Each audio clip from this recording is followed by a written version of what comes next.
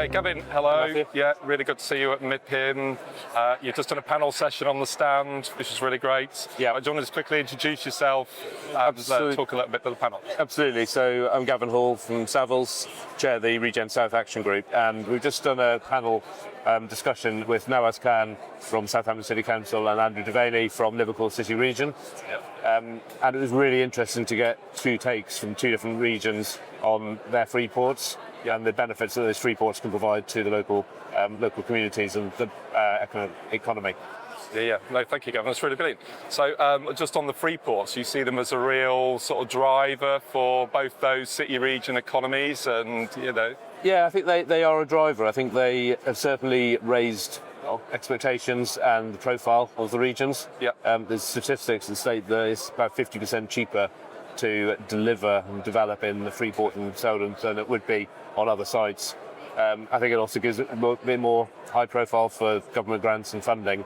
Yeah. There's obviously reductions in various costs, business rate retention. So there's ways that viability challenges can be reduced, if not completely removed, which is certainly going to be helpful.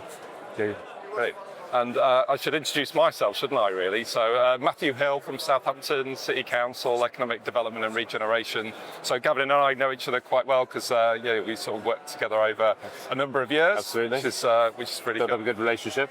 Yeah. So should we talk a little about the Central South Partnership and kind of our role and remit here this week? Yeah, absolutely. So, do you want to crack off? Yeah. So I think it's really important that we work with our private sector partners as well as our public sector partners. And, we need to attract investment and generate interest in the Central South. And sort of Southampton City Region is sort of central to that, and within that, the sort of Freeport. So I think the Freeport's kind of is a platform, isn't it, in a way, for trade and investment and innovation and regeneration. Yeah. It's just starting to gather momentum. And so I think it's more of a long-term programme than a short-term programme. Absolutely. So yeah. I think for us it's absolutely critical to work with all of those Freeport partners to win investment and sort of promote the Central South as sort of key investment destination. And I think one of the issues that we picked up in the panel discussion was that long-term investment opportunities. That the Freeport itself is obviously, it's been around for about 2 or 3 years, but it's time limited at the moment by government. Till 2031. And some of the sites, like we understood the Navigator Quarter, huge amount of opportunity, planning permission coming out this month.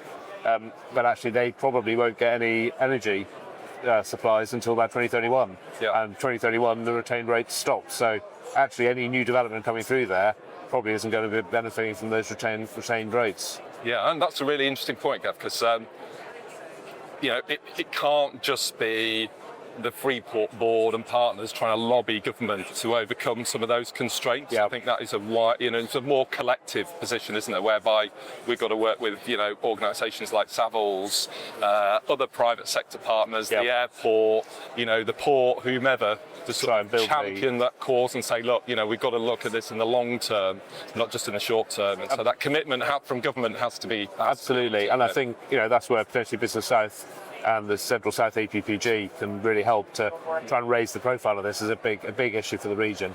It was interesting hearing from Liverpool as well, where they are already a devolved combined authority, but even there they still feel that even having a devolved mayor, they haven't quite got the freedoms yet. So, with the Southern Freeport, local government reorganisation, potentially combining all the different local authorities into one or two that the Southern Freeport covers, you'd think that would help, but interestingly, with Liverpool, it still seems to be giving them some challenges. So I think it's not a absolutely perfect situation yet, but hopefully it's getting there. Yeah, it's kind of learning those lessons in a way, isn't it? Looking at the way other Freeports are operating and some of the challenges they face. Absolutely. And as we go into that sort of mayoral context, how can we accelerate our journey? How can we accelerate our position, learn from others? And just do things right. Do things right, and I think it's as you say, it's learning so we don't make the same mistakes. But I think in government, I think they need to demonstrate the longevity for this, and I think whatever happens with politics, that stability is really vital for a lot of these investors.